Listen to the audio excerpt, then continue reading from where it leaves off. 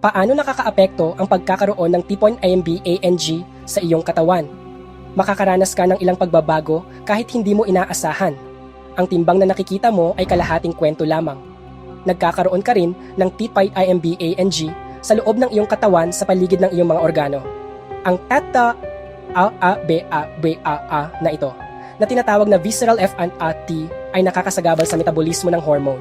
Ang resulta ay isang nakakapangilabot na siklo kung saan bumabagal ang iyong pagtunaw, na nagpapabilis sa iyong pagdagdag ng T.IMB-AANG.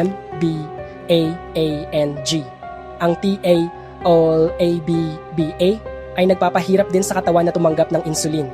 Ito ay maaaring magpataas ng iyong panganib sa type 2 diabetes. Kung mas malaki ang iyong katawan, mas mataas ang iyong presyon ng dugo dahil kailangang magpumilit ng iyong puso na ilipat ang dugo. Pinapataas din nito ang panganib ng estata-tetraoca A. Ngunit kahit ang nakikitang taa-aba ay maaaring mapanganib. Kung mayroon kang taa-aba na nakaimbak sa paligid ng iyong leeg, maaari itong magdulot ng pagkipot sa iyong daanan ng hangin. Nagiging mahirap ang paghinga at maaaring magdulot ito ng sleep apnea. Ang sleep apnea ay isang karamdaman na maaaring magdulot ng mas mataas na panganib ng mataas na presyon ng dugo, mga problema sa puso, type 2 diabetes, at kahit KAM at TAAWAN.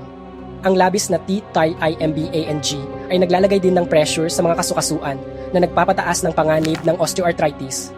Ang pagkawala ng 5% ng iyong T.IMB-ANG ay maaaring magpababa ng mga panganib tulad ng sakit sa puso. Kaya't simulan mo nang bawasan ang labis na T.IMB-ANG ngayon bago pa man magdulot ng pinsala. Ako si Dr. Alberto Santos, paalam na.